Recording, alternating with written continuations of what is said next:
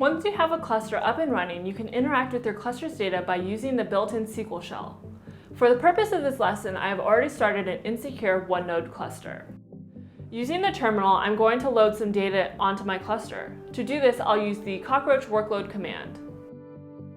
This init command means initiate, and it creates a table with the appropriate schema for the specified workload, which in this case is called Movr. Movr is a fictional ride-sharing app created by our Chief Product Officer. Once the workload schema is done loading, we can open the SQL Shell and take a look at the data. Let's do that now. To open the built-in SQL Shell, I'll use the cockroach SQL command. Great, now we're connected. Let's take a look at the databases that are on the cluster.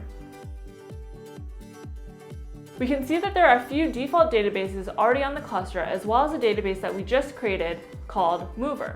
Now that we've confirmed that the Movr dataset is indeed on our cluster, let's query the data. First, I want to see what the tables are in the Movr database. There are 6 tables in the Movr database: promo codes, rides, user promo codes, users, vehicle location histories, and vehicles. Let's see some of the records from the users table. The users table is returned and there are 5 columns: ID, city, name, address, and credit card. You can see 10 different rows of data displayed here as well. And that's how you load data onto your cluster, connect to it with a SQL Shell, and query the data.